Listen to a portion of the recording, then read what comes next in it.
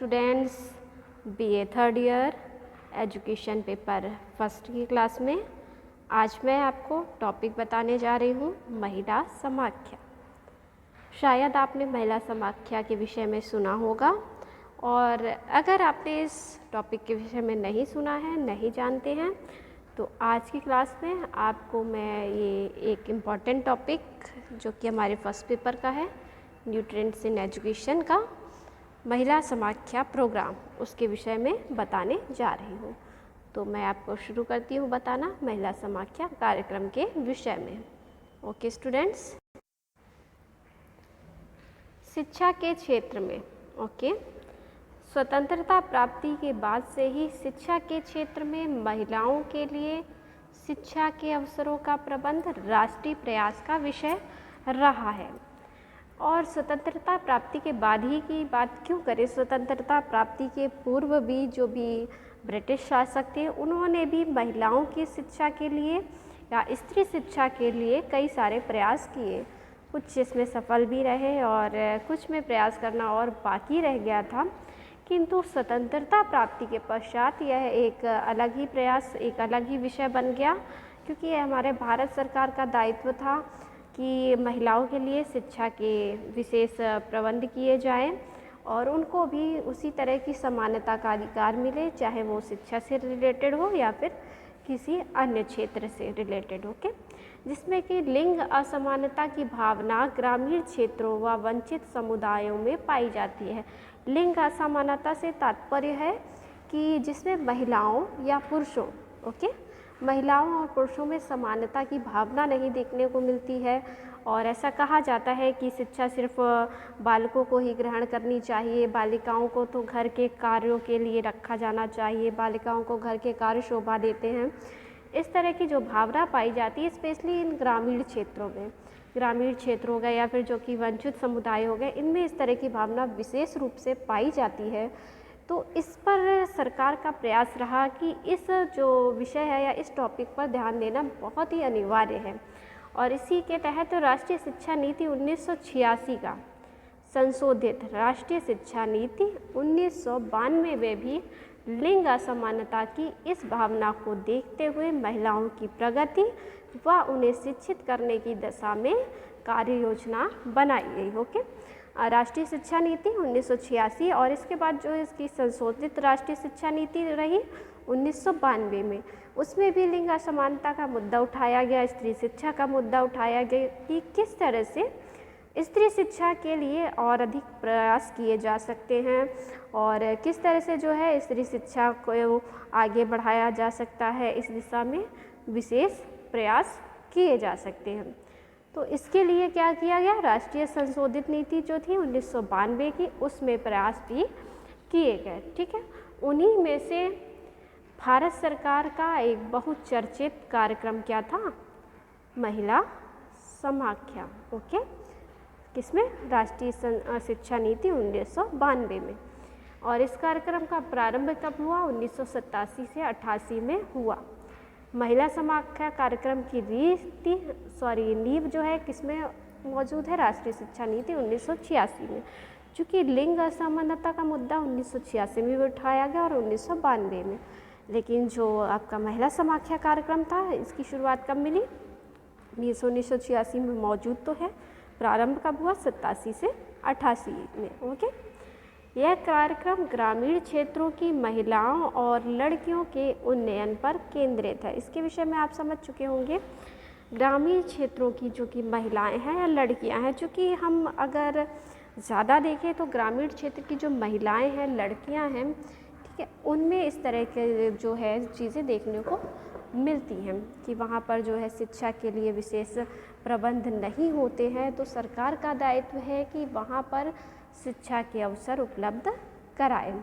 ठीक है, तो इस कार्यक्रम का मुख्य उद्देश्य क्या था, महिलाओं की सशक्तिकरण के लिए शिक्षा के केंद्रीयता को पहचानना, कि मीन्स महिलाओं के सशक्तिकरण के लिए शिक्षा किस तरह से केंद्रीय भूमिका का निर्वहन कर सकती है। महिला समाख्या कार्यक्रम में शिक्षा को केवल आधारित साक्षरता कौशल हेतु नहीं समझा जाता है, बल्कि प्रश्नों को समझाने की प्रक्रिया के रूप में भी दिया जाता है। इसका तात्पर्य यह है कि जो महिला समाख्या कार्यक्रम है उसमें सिर्फ और सिर्फ उसका कार्य साक्षरता प्रदान करना नहीं है कि सिर्फ और सिर्फ महिलाओं को शिक्षित करना है। महिलाओं को शिक्षित करने के अलावा महिलाओं को जागरूक करना, उनको अपने जो भी अधिकार हैं उनको पहचानना इत्यादि के रूप में भी किया जाता है। ठीक है, प्रश्नों को समझाने की प्रक्रिया से तात्पर्य है कि जिसमें वह अपने उत्तरदायित्वों को जान सके, वह अपने शिक्षा के माध्यम से अपनी कार्यकुशलताओं को जान सके कि हम किस तरह के कार्य को करने में भी सक्षम हैं, हम शिक्षा के क्षेत्र में भी आगे बढ़ सकते हैं। इस तरह की चीज़ों को समझने के लिए प्रयास करने की आवश्यकता थी। यह कार्यक्रम महिलाओं के लिए वातावरण का निर्माण करता है जिसमें स्वयं वे अपनी गति के अनुसार ज्ञान अर्जित कर सकती हैं। ठीक है, महिलाओं के लिए चूँकि ग्रामीण क्षेत्र हो या वंचित वर्ग की महिलाओं हो, उनके लिए यह समस्या रहती है कि उन्हें इस तरह का वातावरण नहीं उपलब्ध हो पाता है जिससे कि वह शिक्षा के लिए अधिक से अधिक प्रयास कर सकें। तो महिला समाख्या कार्यक्रम के द्वारा जो है इस तरह की प्रक्रिया को या इस तरह के कार्यों को अच्छी तरह से निर्वहन किया जा सके, उनको एक ऐसा अच्छा वातावरण तैयार करके दिया जा सके जिससे कि वह अपनी गति के अनुसार, स्वयं की गति के अनुसार मतलब है कि कोई बालक है या बालिका है या महिला की यहाँ पर बात हो रही, तो मैं महिला का एग्जाम्पल ले लेना चाहूँगी। तो प्रत्येक महिला दूसरी महिला से डिफ़र होती है, अलग होती है। हर बालक की बालिका के सीखने की गति अलग होती है। इसी तरह से हम व्यक्ति की बात कर लें या महिला की बात कर लें, किसी की भी बात कर लें, तो सबकी संसार में प्रत्येक व्यक्ति, प्रत्येक प्राणी जो है दूसरे प्राणी से डिफ़र होता है, तो उसके सीखने की गति भी हर दूसरे व्यक्ति से अलग होती है।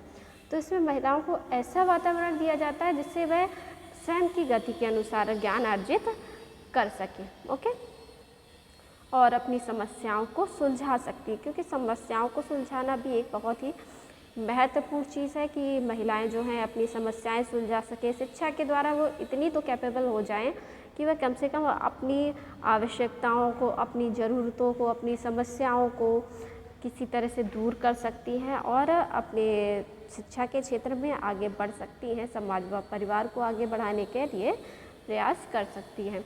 यह कार्यक्रम मुख्य रूप से सामाजिक व आर्थिक रूप से वंचित तथा गरीबी की रेखा से नीचे जीवन यापन कर रही महिलाओं में इस भावना को जागृत करता है। ओके, सामाजिक आर्थिक रूप से जो कि वंचित है, गरीबी रेखा से नीचे है, जो कि किसी कारणवश शिक्षा प्राप्त नहीं कर पा रही हो, स्पेशली जो गरीबी रेखा से नीचे है तो उन पे जो मेन चीज़ आ जाती है वो क्या है, क्योंकि वो आर्थिक रूप से कमज़ोर है, इस वजह से वो शिक्षा ग्रहण नहीं कर पा रही है। तो इस तरह की समस्याओं को दूर करने का प्रयास भी करता है।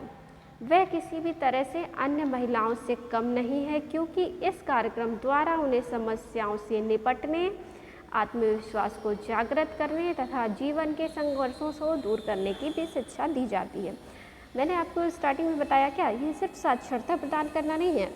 जैसा बताया कि आपको साक्षरता प्रदान करना हो, आपको सिर्फ अक्षर ज्ञान हो, किताबी ज्ञान हो, बल्कि आप शिक्षा के द्वारा बहुत ही आगे बढ़ने का प्रयास करें।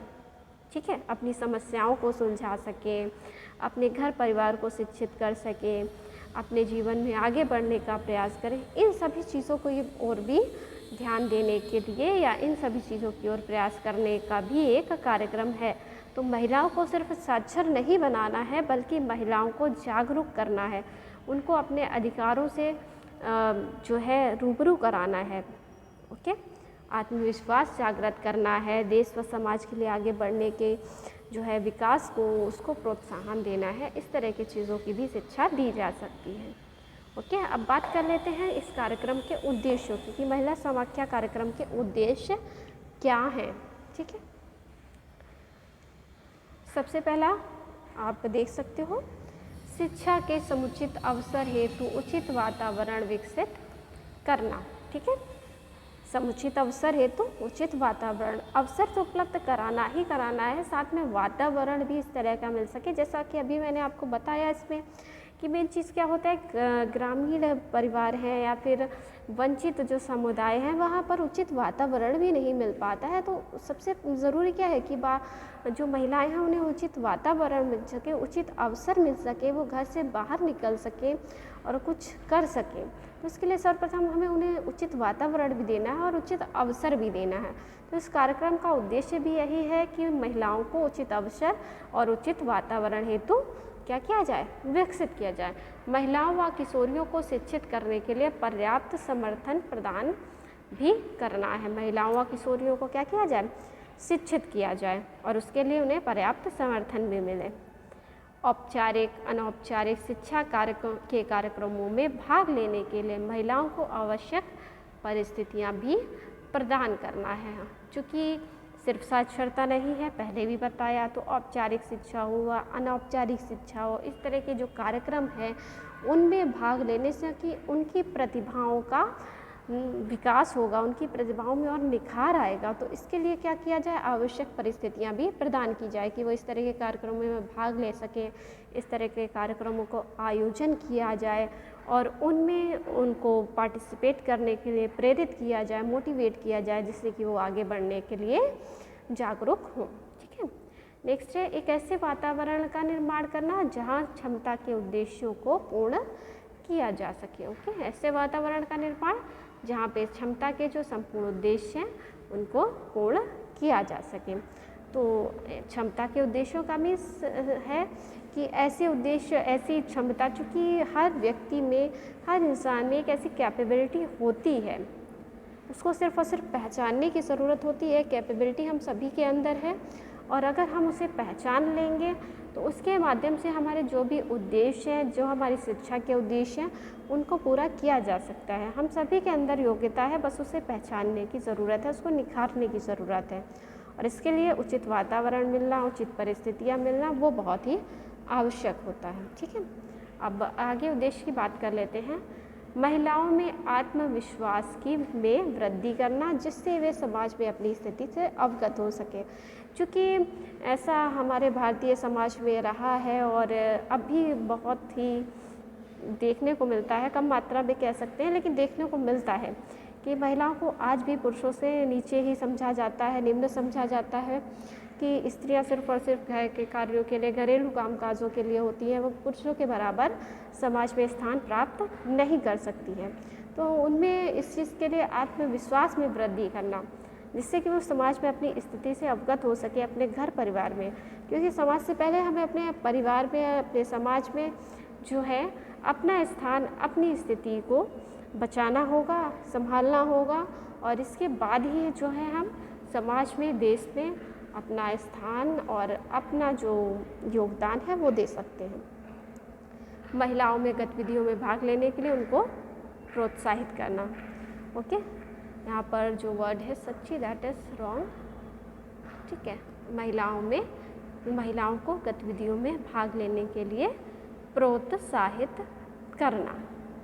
अन्य गतिविधियाँ वो सामाजिक गतिविधियाँ भी हो सकती हैं, इसके अलावा शैक्षिक गतिविधियाँ भी हो सकती हैं। इस तरह की गतिविधियों में भाग लेने के लिए प्रोत्साहित करना, जिससे महिलाएं जो हैं कई सारी गतिविधियों में भाग लें और देश व समाज के लिए महत्वपूर्ण योगदान दे सकें। तो इस तरह से ये महिला समाख्या कार्यक्रम के कुछ प्रमुख उद्देश्य थे, जिनके माध्यम से क्या किया जा सकता है, हमारे जो देश है, हमारा समाज है, वो आगे बढ़ सकता है। क्योंकि महिलाओं को शिक्षा देना या महिलाओं को शिक्षित करना बहुत ही महत्वपूर्ण है और इसके लिए सरकार इस दिशा में अनेक प्रयास कर भी रही है और इसके लिए जो है महिलाओं को भी जागरूक होना पड़ेगा, तभी सरकार के द्वारा किए गए प्रयास भी सफल होंगे। ओके स्टूडेंट, तो ये था आपका बहुत इम्पॉर्टेंट टॉपिक महिला समाख्या प्रोग्राम। अब मिलती हूँ नेक्स्ट क्लास पे नेक्स्ट टॉपिक के साथ। Okay student, thank you so much.